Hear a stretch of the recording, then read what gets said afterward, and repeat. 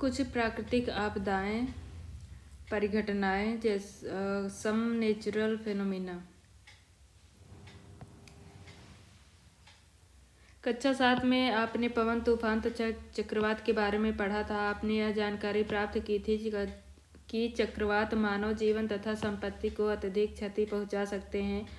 आपने यह भी जाना था कि कुछ सीमाओं तक हम इन विनाशकारी परिघटनाओं से अपना बचाव कर सकते हैं। इस अध्याय में हम दो अन्य विनाशकारी परिघटनाओं तड़ित तथा भूकंप पर चर्चा करेंगे। हम इन परिघटनाओं द्वारा किए जाने वाले विनाश को कम करने के उपाय पर भी चर्चा करेंगे। त्वरित अर्थात लाइटनिंग। विद्युत के तार ढीले हो जाने पर आपने विद्युत खंभों पर चिंगारियां देखी होगी। यह परिघटना उस समय बहुत अधिक हो जाती है जब पवन के चलने पर तार हिलते डुलते हैं। आपने सॉकेट में प्लग के ढीले होने पर भी चिंगारियां निकलते देखी होगी। तड़ित भी एक विशाल स्तर की विद्युत चिंगारी है। प्राचीन काल में लोग इन चिंगारियों का कारण नहीं समझते थे, अतः वे तड़ित से डरते थे और सोचते थे कि उन पर भगवान का क्रोध के कारण यह हुआ है। अब वास्तव में हम यह जानते हैं कि बादलों में आवेश के एकत्रित होने से तड़ित पैदा होती है। हमें तड़ित से डरना नहीं चाहिए, परंतु इन घातक चिंगारियों से अपने बचाव के लिए सावधानी बरतनी चाहिए। चिंगारियां जिनके विषय में यूनानी जानते थे। The sparks that the Greeks knew about. 600 ईसा पूर्व से भी हम पहले प्राचीन यूनानी यह जानते थे कि जब एम्बर एक प्रकार की राल को फर से रगड़ते हैं, amber is a kind of resin को फर से रगड़ते हैं तो यह बालों जैसी हल्की वस्तुओं को आकर्षित कर लेती है। आपने यह देखा होगा कि जब आप ऊनी अथवा पॉलिएस्टर के वस्त्रों को उतारते हैं तो आपके बाल खड़े हो जाते हैं। यदि आप अंधेरे में इन वस्त्रों को उतारते हैं तो आप चटचट की ध्वनि के साथ चिंगारी तक देख सकते हैं। सन 1752 में अमेरिकी वैज्ञानिक बेंजामिन फ्रैंकलिन ने यह दर्शाया कि तड़ित तथा आपके वस्त्रों में उत्पन्न चिंगारी वास्तव में एक ही परिघटना है, परंतु इस तथ्य के साकार होने में 2000 वर्ष लगे। मुझे आश्चर्य है कि उन्हें इस समानता को ज्ञात करने में इतने वर्ष क्यों लगे। वैज्ञानिक खोजें बहुत से लोगों के लंबे समय तक कठिन परिश्रम का परिणाम है। अब हम विद्युत आवेश से कुछ गुणों का अध्ययन करेंगे। हम यह भी देखेंगे कि ये आकाश में तड़ित से किस प्रकार संबंधित हैं। विद्युत आवेशों की प्रकृति को समझने के लिए आइए कुछ क्रियाकलाप करें, परंतु पहले उस खेल को याद कीजिए जिसे आपने कभी खेला होगा। जब आप प्लास्टिक के पैमाने को अपने सूखे बालों से रगड़ते हैं तो पैमाना कागज के छोटे छोटे टुकड़ों को आकर्षित कर सकता है। रगड़ द्वारा आवेशन। Charging by rubbing. क्रियाकलाप 15। एक बॉल पेन की खाली रिफिल लीजिए। इसे तेजी से किसी पॉलीथीन के टुकड़े से रगड़कर इसे कागज के छोटे छोटे टुकड़े के समीप लाइए। इतनी सावधानी रखिए कि रिफिल का रगड़ा गया सिरा आपके हाथों अथवा किसी धातु की सतह से न छुए। अपने क्रियाकलाप को छोटी छोटी सूखी पत्तियों, भूसे अथवा सरसों के दानों के साथ दोहराइए। अपने प्रेक्षणों को नोट कीजिए। जब प्लास्टिक की रिफिल को पॉलीथीन के साथ रगड़ते हैं तो यह कुछ विद्युत आवेश अर्जित कर लेता है। इसी प्रकार जब प्लास्टिक की कंघी को सूखे बालों से रगड़ते हैं तब भी यह कुछ विद्युत आवेश अर्जित कर लेती है। इन वस्तुओं को आवेशित वस्तुएं कहते हैं। रिफिल तथा प्लास्टिक की कंघी को आवेशित करने की प्रक्रिया को पॉलीथीन तथा बाल में आवेशित हो जाते हैं। आइए अब आपकी जानी पहचानी कुछ अन्य वस्तुओं को आवेशित करने का प्रयास करें। सारणी 15.1 में दिए गए वस्तुओं तथा पदार्थ एकत्र कीजिए। इनमें से प्रत्येक वस्तु को सारणी में दिए अनुसार पदार्थ के साथ रगड़कर आवेशित कीजिए। अपने अनुभवों को नोट कीजिए। आप इस सारणी में और अधिक वस्तुएं जोड़ सकते हैं। आवेशों के प्रकार तथा इनकी अन्योन्य क्रियाएं। Types of charges and their interaction. हम अपने क्रियाकलाप के लिए कुछ वस्तुएं सारणी 15(1) में से चुन सकते हैं। क्रियाकलाप 15(3) 2 गुब्बारे फुलाइए, इन्हें इस प्रकार लटकाएं कि ये एक दूसरे को स्पर्श ना करें। दोनों गुब्बारों को किसी ऊनी कपड़े से रगड़िए और छोड़ दीजिए। आप क्या पाते हैं? आइए अब हम इस क्रियाकलाप को पेन के बेकार रिफिलों के साथ दोहराएं। एक रिफिल को पॉलीथीन से रगड़िए। कांच के गिलास को स्टैंड की भांति उपयोग करते हुए इसे गिलास में रखिए। दूसरी रिफिल को पॉलीथीन से रगड़िए तथा इसे आवेशित रिफिल के निकट लाइए। सावधान रहिए, रिफिल का आवेशित सिरा अपने हाथों से ना छुएं। क्या गिलास में रखे रिफिल पर कोई प्रभाव पड़ता है? क्या ये दोनों रिफिल एक दूसरे को आकर्षित अथवा अप्रतिकर्षित करते हैं?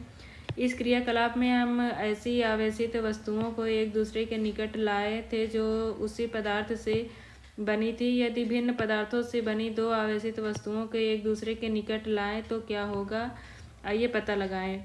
एक रिफिल को पहले की भांति रगड़कर धीरे से गिलास में रखिए। इस रिफिल के निकट एक फूला हुआ आवेशित गुब्बारा लाइए और प्रेक्षण कीजिए। आइए प्रेक्षण का सारांश करें। एक आवेशित गुब्बारे से दूसरे आवेशित गुब्बारे को प्रतिकर्षित करता है। एक आवेशित रिफिल से दूसरे आवेशित रिफिल को प्रतिकर्षित करता है।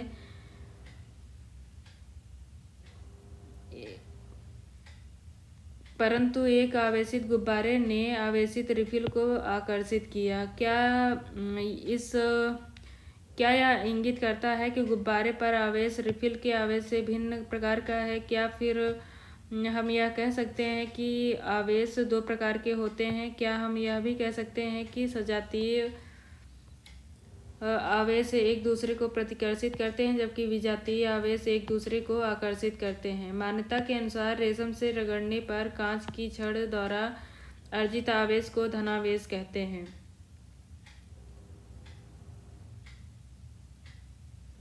अन्य प्रकार के आवेश को ऋणावेश कहते हैं। यह देखा गया है कि जब आवेशित कांच की छड़ को पॉलीथीन से रगड़े हुए आवेशित प्लास्टिक की स्ट्रॉ के निकट लाते हैं तो दोनों के बीच आकर्षण होता है। आपके विचार से प्लास्टिक स्ट्रॉ पर किस प्रकार का आवेश होना चाहिए? आपका यह अनुमान कि प्लास्टिक स्ट्रॉ पर ऋणावेश होना चाहिए सही है। रगड़ने पर विद्युत आवेश स्थैतिक होते हैं, वे स्वयं गति नहीं करते। जब आवेश गति करते हैं तो विद्युत धारा बनती है। आप कक्षा 6 में से ही विद्युत धारा के विषय में अध्ययन कर चुके हैं कर रहे हैं। परिपथ में प्रवाहित होने वाली यह विद्युत धारा जिससे बल्ब चमकता है अथवा तार गर्म हो जाता है और कुछ नहीं वरन आवेशों का प्रवाह ही है। आवेशों का स्थानांतरण, ट्रांसफर ऑफ चार्ज। क्रियाकलाप 15(4) मुरब्बे की एक खाली बोतल लीजिए। बोतल के मुंह के साइज से कुछ बड़ा गत्ते का टुकड़ा लीजिए। इसमें एक छिद्र बनाएं जिससे धातु की पेपर क्लिप घुसाई जा सके। चित्र 15(4) में दर्शाए अनुसार पेपर क्लिप को खोलिए। एल्युमिनियम की पन्नी की लगभग 4x1 साइज की 2 पट्टी काटिए। चित्र में दर्शाए अनुसार उन्हें पेपर क्लिप पर लटकाएं। गत्ते के ढक्कन में पेपर क्लिप को इस प्रकार घुमाएं कि यह गत्ते के लंबवत रहे। रिफिल को आवेशित कीजिए तथा इसे पेपर क्लिप के सिरे से स्पर्श कराइए। प्रेक्षण कीजिए क्या होता है। क्या पन्नी की पट्टियों पर कोई प्रभाव पड़ता है? क्या ये एक दूसरे को प्रतिकर्षित करती हैं अथवा आकर्षित करती हैं? अब पेपर क्लिप के सिरे से अन्य आवेशित वस्तुओं को स्पर्श कराइए। क्या हर बार पन्नी की पट्टियां समान रूप से व्यवहार करती हैं? क्या इस उपकरण का उपयोग या पहचान करने के लिए कर सकते हैं कि कोई वस्तु आवेशित है अथवा नहीं? क्या आप यह स्पष्ट कर सकते हैं कि पन्नी की पट्टियां एक दूसरे को क्यों प्रतिकर्षित करती हैं? एल्युमिनियम की पन्नी की पट्टियां पेपर क्लिप से होते हुए आवेशित रिफिल से आवेश प्राप्त करती हैं। याद रहे कि धातुएं विद्युत की अच्छी चालक होती हैं। समान आवेश वाली पट्टियां एक दूसरे को प्रतिकर्षित करती हैं और वे फैल जाती हैं। इस प्रकार की युक्ति का उपयोग यह परीक्षण करने के लिए किया जा सकता है कि कोई वस्तु आवेशित है अथवा नहीं। इस युक्ति को विद्युतदर्शी कहते हैं। विद्युतदर्शी अर्थात इलेक्ट्रोस्कोप कहते हैं। इस प्रकार हमें यह ज्ञात हुआ कि विद्युत आवेश को किसी आवेशित वस्तु से अन्य वस्तु में धात्विक चालक द्वारा भेजा जा सकता है। पेपर क्लिप के सिरे को धीरे से हाथ से स्पर्श कीजिए। ऐसा करते ही आप पन्नी की पट्टियों में एक परिवर्तन देखेंगे। वे अपनी मूल स्थिति में वापस आ जाती हैं। पन्नी की पट्टियों को आवेशित करने का पेपर क्लिप को स्पर्श करने की क्रिया को दोहराइए। हर बार आप यह देखेंगे कि जैसे ही आप हाथ से पेपर क्लिप को स्पर्श करते हैं, पन्नी की पट्टियां सिमट जाती हैं। इसका कारण यह है कि स्पर्श करने पर पन्नी की पट्टियों का आवेश हमारे शरीर से होकर पृथ्वी में चला जाता है। तब हम कहते हैं कि पन्नी की पट्टियां अनावेशित हैं। किसी आवेशित वस्तु से आवेश को पृथ्वी में भेजने की प्रक्रिया को भूसंपर्कर्षण कहते हैं।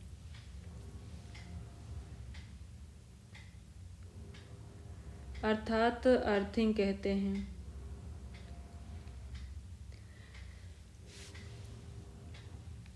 डिस्चार्ज अर्थिंग विद्युत धारा की किसी भी कारण से लीक होने से उत्पन्न विद्युत आघात से हमें बचाने के लिए भवनों में अर्थिंग की व्यवस्था की जाती है। तड़ित की कहानी, स्टोरी ऑफ लाइटनिंग। अब रगड़ द्वारा उत्पन्न आवेशों के आधार पर तड़ित की व्याख्या करना संभव है। कक्षा 7 में आपने यह सीखा था कि गरज वाले तूफानों के बनते समय वायु की धाराएं वायु की ऊपर की ओर जाती हैं, जबकि जल की बूंदें नीचे की ओर आती हैं। इन प्रबल गतियों के कारण आवेशों का पृथक्करण होता है। यह एक प्रक्रिया द्वारा जिसे हम सभी पूर्णतः नहीं समझा सके हैं। बादलों के ऊपरी किनारे के निकट धनावेश एकत्र हो जाते हैं तथा ऋणावेश बादलों के निचले सिरे पर संचित हो जाते हैं। धरती के निकट भी धनावेश का संचय होता है। जब संचित धन आवेशों का परिमाण अधिक हो जाता है तो वायु, जो विद्युत की हीन चालक है, आवेशों के प्रवाह को नहीं रोक पाती। ऋणात्मक तथा धनात्मक आवेश मिलते हैं और प्रकाश की चमकीली धारियां तथा ध्वनि उत्पन्न होती है। इसे हम तड़ित के रूप में देखते हैं। इस प्रक्रिया को विद्युत विसर्जन कहते हैं। अर्थात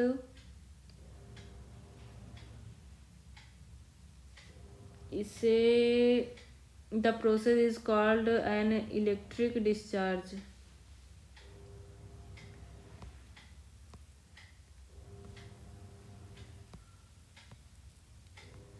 विद्युत विसर्जन की प्रक्रिया दो अथवा अधिक बादलों के बीच अथवा बादलों तथा पृथ्वी के बीच हो सकती है। अब हमें प्राचीन काल के लोगों की भांति तड़ित से भयभीत होने की आवश्यकता नहीं है। अब हम मूल परिघटना को समझते हैं। वैज्ञानिक हमारा ज्ञान बढ़ाने के लिए कठोर परिश्रम कर रहे हैं, तथापि तड़ित के गिरने पर जीवन तथा संपत्ति की हानि होती है। अतः हमें अपने बचाव के लिए उपाय करना आवश्यक है। तड़ित से सुरक्षा, लाइटनिंग सेफ्टी। तड़ित एवं झंझा अर्थात लाइटनिंग एंड थंडर स्टॉर्म के समय कोई भी खुला स्थान सुरक्षित नहीं होता। गरज सुनना किसी सुरक्षित स्थान पर तुरंत पहुंचने की चेतावनी है। अंतिम गर्जन सुनने के बाद सुरक्षित स्थान से बाहर आने से पहले कुछ देर प्रतीक्षा कीजिए। सुरक्षित स्थान का पता लगाना। कोई मकान अथवा भवन सुरक्षित स्थान है। यदि आप किसी कार अथवा बस द्वारा यात्रा कर रहे हैं तो वाहन की खिड़कियां व दरवाजे बंद होने पर आप उसके भीतर सुरक्षित हैं। तड़ित झंझा के समय क्या करें क्या ना करें। बाहर खुले वाहन जैसे मोटरसाइकिल, ट्रैक्टर, निर्माण कार्य जैसे मशीनें, खुली कार सुरक्षित नहीं होते। खुले मैदान, ऊंचे वृक्ष, पार्कों में सरल स्थल, ऊंचे स्थान तड़ित से हमारी सुरक्षा नहीं करते। तड़ित झंझा के समय छाता लेकर चलने का विचार किसी भी दृष्टि से अच्छा नहीं है। यदि आप वन में हैं तो छोटे वृक्ष के नीचे शरण लीजिए। यदि आप किसी ऐसे खुले क्षेत्र में हैं जहां कोई शरण स्थल नहीं है तो सभी वृक्षों से काफ़ी दूरी पर खड़े रहें, जमीन पर न लेटें बल्कि जमीन पर सिमट कर नीचे बैठें। अपने हाथों को घुटनों पर तथा सिर को हाथों के बीच रखें। इस स्थिति में आप आघात के लिए लघुत्तम लक्ष्य बन जाएंगे। घर के भीतर तड़ित टेलीफोन के तारों, विद्युत तारों तथा धातु के पाइपों पर आघात कर सकता है। क्या आपको याद है कि तड़ित एक विद्युत विसर्जन है? तड़ित झंझा के समय हमें इन्हें छूना नहीं चाहिए। ऐसे समय में मोबाइल फ़ोन अथवा बिना डोरी वाले फ़ोन का उपयोग सुरक्षित है, परंतु यह बुद्धिमत्तापूर्ण नहीं है कि आप किसी ऐसे व्यक्ति को टेलीफोन करें जो तार युक्त फ़ोन से आपकी बात सुन रहा है। बहते जल के संपर्क से बचने के लिए तड़ित झंझा के समय स्नान से बचना चाहिए। कंप्यूटर, टीवी आदि जैसे विद्युत उपकरण के प्लगों को सॉकेट से निकाल देना चाहिए। विद्युत बल्बों, ट्यूबलाइटों को जलाए रखा जा सकता है, इनसे कोई हानि नहीं होती। तड़ित चालक अर्थात लाइटनिंग कंडक्टर्स। तड़ित चालक एक ऐसी युक्ति है जिनका उपयोग भवनों को तड़ित के प्रभाव से बचाने के लिए किया जाता है। किसी भवन के निर्माण के समय उसकी दीवारों में उस भवन की ऊंचाई से अधिक लंबाई की धातु की छड़ स्थापित कर दी जाती है। इस छड़ का एक सिरा वायु में खुला होता है तथा दूसरा सिरा जमीन के अंदर काफ़ी गहराई तक दबा होता है। धातु की छड़ विद्युत आवेश के जमीन तक पहुंचने के लिए एक सरल पथ प्रदान करती है। भवन निर्माण में उपयोग होने वाले धातु के स्तंभ, विद्युत तार तथा जल पाइप भी इस कुछ सीमा तक हमारा बचाव करते हैं, परंतु तड़ित झंझा के समय इन्हें स्पर्श न करें।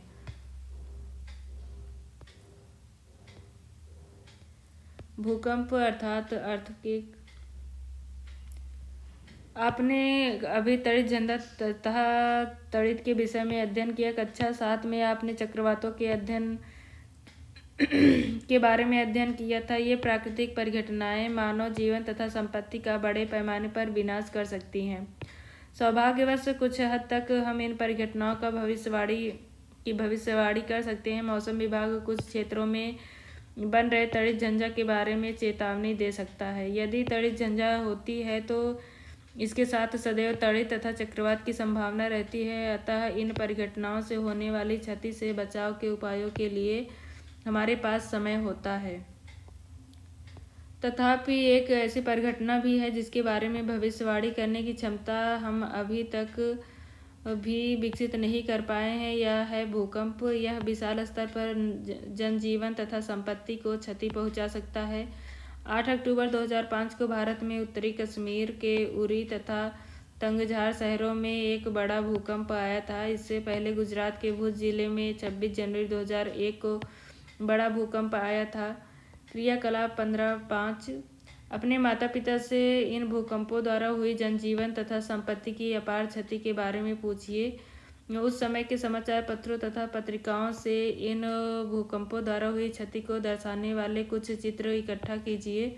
इन भूकंपों द्वारा लोगों को हुई क्षति से संबंधित संक्षिप्त रिपोर्ट बनाइए। भूकंप क्या होता है? जब यह आता है तो क्या होता है? इसके प्रभाव को कैसे कम करने के लिए हम क्या कर सकते हैं? ये कुछ ऐसे प्रश्न हैं जिनके बारे में हम नीचे चर्चा करेंगे। भूकंप क्या होता है? भूकंप जो बहुत कम समय तक रहता है, पृथ्वी का कंपन अथवा कोई झटका होता है या पृथ्वी की भूपर्पटी के भीतर गहराई में गड़बड़ के कारण उत्पन्न होता है। भूकंप हर समय सब जगह आते रहते हैं, प्रायः इनको नोटिस नहीं किया जाता। विशाल भूकंप बहुत कम होते हैं। ये भवनों, पुलों, बांधों तथा लोगों को असीम क्षति पहुंचा सकते हैं। इनसे जीवन तथा संपत्ति की विशाल हानि हो सकती है। भूकंपों से बाढ़, भूस्खलन तथा सुनामी आ सकते हैं। 26 दिसंबर 2004 को हिंद महासागर में एक विशाल सुनामी आया था। महासागर के चारों ओर के तटवर्ती क्षेत्र में अपार हानि हुई थी। क्रियाकलाप 15.6। संसार का एक रेखा मानचित्र लीजिए। भारत में पूर्वी तटीय तथा अंडमान और निकोबार द्वीप समूह की स्थिति ज्ञात कीजिए। हिंद महासागर के चारों ओर के अन्य देशों को मानचित्र में अंकित कीजिए जिन्हें सुनामी से क्षति पहुंची थी। अपने माता पिता अथवा परिवार के अन्य बड़े बूढ़े अथवा पास पड़ोस से भारत में सुनामी के कारण हुए नुकसान की जानकारी एकत्र कीजिए। भूकंप का क्या कारण है? मेरी दादी ने मुझे बताया था कि पृथ्वी किसी सांड के सींग पर टिकी है तथा जब सांड इसे दूसरे सींग पर ले जाता है तो भूकंप आता है। और यह सत्य है। यह कैसे सत्य हो सकता है? प्राचीन काल में लोग भूकंप आने का सही कारण नहीं जानते थे, अतः उनकी धारणा मनगढ़ंत कथाओं जैसी बूझों की दादी ने सुनाई थी द्वारा व्यक्त की जाती थी। संसार के अन्य भागों में भी इसी प्रकार की कथाएं प्रचलित थी। पृथ्वी के अंदर भूकंपन के क्या कारण हो सकते हैं? अब हम यह जानते हैं कि पृथ्वी के भीतर सबसे ऊपरी सतह में गहराई के गड़बड़ के कारण भूस्पंद आते हैं। पृथ्वी की इस परत को भूपर्पटी कहते हैं, अर्थात क्रस्ट कहते हैं। भूपर्पटी, crust, mantle, outer core, inner core. पृथ्वी की यह परत एक खंड में नहीं है, यह टुकड़ों में विभाजित है। प्रत्येक टुकड़े को प्लेट कहते हैं। ये प्लेट निरंतर गति करते रहते हैं जब ये एक दूसरे से रगड़ खाते हैं अथवा टक्कर के कारण एक प्लेट दूसरी प्लेट के नीचे चली जाती है तो इसके कारण भूपर्पटी में विक्षोभ उत्पन्न होता है। यही विक्षोभ पृथ्वी की सतह पर भूकंप के रूप में दिखाई देता है। लटकती प्लेट, रगड़ती प्लेट। यदि वैज्ञानिक भूकंप के बारे में इतना अधिक जानते हैं तो क्या वे आने वाले भूकंप के समय तथा स्थान की भविष्यवाणी कर सकते हैं?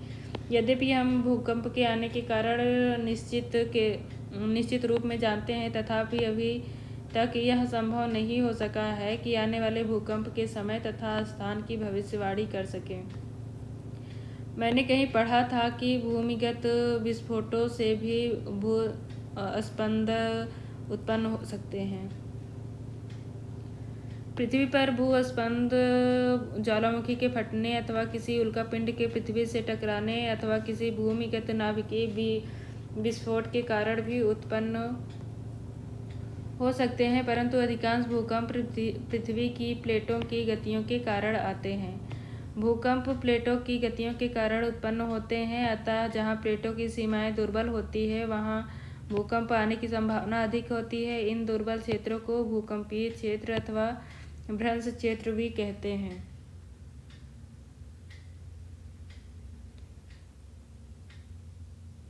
अर्थात सिस्मिक और फॉल्ट जोन कहते हैं। भारत के अति भूकंप आशंकित क्षेत्र कश्मीर, पश्चिम तथा केंद्रीय हिमालय, समस्त उत्तर पूर्व कच्छ का रण, राजस्थान, सिंध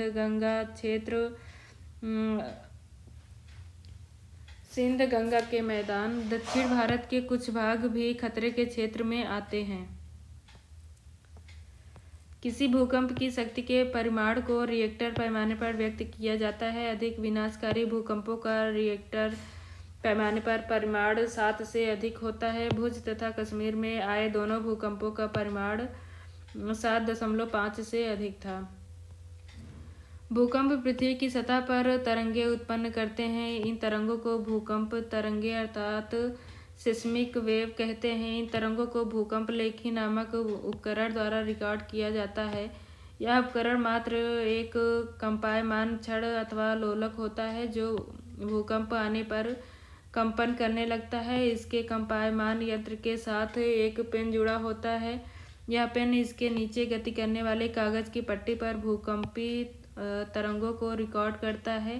इन तरंगों का अध्ययन करके वैज्ञानिक डब्बा है भूकंप का संपूर्ण मानचित्र बना सकते हैं, जैसा कि चित्र 15-14 में दिखाया गया है। वे भूकंप की क्षति पहुंचा सकने की क्षमता का अनुमान भी लगा सकते हैं।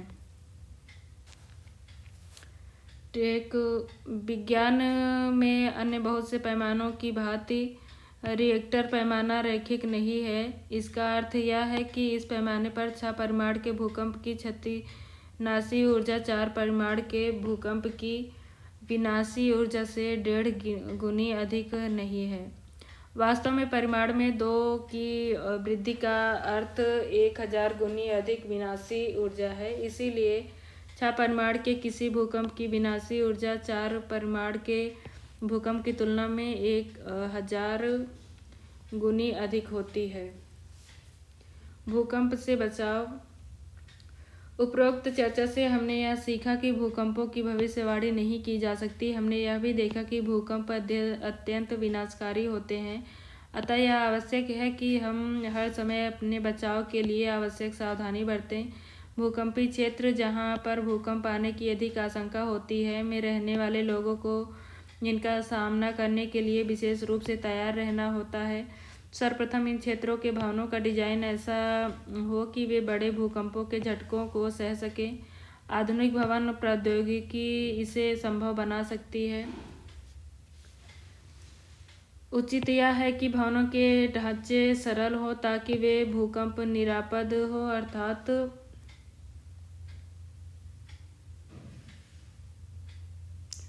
भूकंप क्विक रेजिस्टेंट हाउस हो, क्योंकि किसी योग्य आर्किटेक्ट एवं संरचना इंजीनियर से परामर्श कीजिए।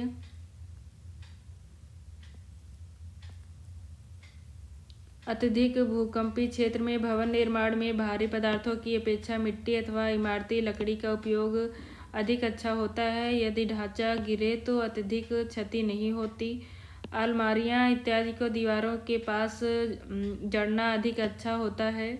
दीवारों के साथ जड़ना अधिक अच्छा होता है जिससे वे आसानी से ना गिरें। दीवार घड़ी, फोटो फ्रेम, जल तापक, गीजर आदि को दीवार में लटकाते समय सावधानी रखिए ताकि भूकंप आने पर ये लोगों के ऊपर ना गिरे।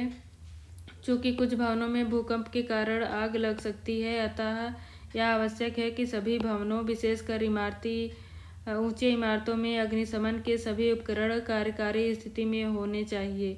केंद्रीय भवन अनुसंधान संस्थान रुड़की ने भूकंप रोधी मकान बनाने के लिए कुछ जानकारी विकसित की है। भूकंप के झटके लगने की स्थिति में अपने बचाव के लिए निम्नलिखित उपाय कीजिए। यदि आप घर में हो तो किसी मेज के नीचे आश्रय लें तथा झटकों के रुकने तक वहीं रहें। ऐसी ऊंची तथा भारी वस्तुओं से दूर रहें जो आप पर गिर सकती है। यदि आप बिस्तर पर हैं तो उठें नहीं, अपने सिर का तकिए से बचाव करें। यदि आप घर से बाहर हैं तो भवनों, वृक्षों तथा ऊपर जाती विद्युत लाइनों से दूर रहें। किसी खुले स्थान को खोजें एवं धरती पर लेट जाएं। यदि आप किसी कार अथवा बस में हैं तो बाहर न निकलें। ड्राइवर से कहें कि वह धीरे धीरे किसी खुले स्थान पर पहुंचे। भूकंप के समाप्त होने से पहले बाहर ना निकलें। आपने क्या सीखा? कुछ वस्तुओं को अन्य वस्तुओं से रगड़कर आवेशित किया जा सकता है। आवेश 2 प्रकार के होते हैं, धनावेश तथा ऋणावेश। सजातीय आवेश एक दूसरे को प्रतिकर्षित तथा विजातीय आवेश एक दूसरे को आकर्षित करते हैं। रगड़ द्वारा उत्पन्न आवेशों को स्थिर आवेश कहते हैं। जब आवेश गति करते हैं तो विद्युत धारा बनती है। कोई वस्तु आवेशित है या नहीं, इसकी पहचान के लिए विद्युतदर्शी का उपयोग किया जाता है। किसी आवेशित वस्तु के आवेश को पृथ्वी में स्थानांतरित करने को भूसंपर्कण कहते हैं, अर्थात अर्थिंग कहते हैं। बादलों तथा पृथ्वी अथवा विभिन्न बादलों के बीच विद्युत विसर्जन के कारण तड़ित उत्पन्न होती है। तड़ित आघात जीवन तथा संपत्ति को नष्ट कर सकता है। तड़ित चालक भवनों को तड़ित के प्रभाव से बचा सकता है। पृथ्वी के अचानक कांपने अथवा थरथराने को भूकंप कहते हैं। भूपर्पटी के भीतर गहराई में विक्षोभ के कारण भूकंप आते हैं। भूकंप आने की भविष्यवाणी संभव नहीं है। पृथ्वी की प्लेटों की सीमाओं पर भूकंप आने की प्रवृत्ति होती है। इन क्षेत्रों को भ्रंश क्षेत्र कहते हैं। किसी भूकंप की विनाशी ऊर्जा की माप रिक्टर पैमाने पर की जाती है। रिक्टर पैमाने पर 7 से अधिक पैमाने वाले भूकंप जीवन तथा संपत्ति की अपार क्षति कर सकते हैं। हमें भूकंपों से बचाव के लिए आवश्यक सावधानी बरतनी चाहिए।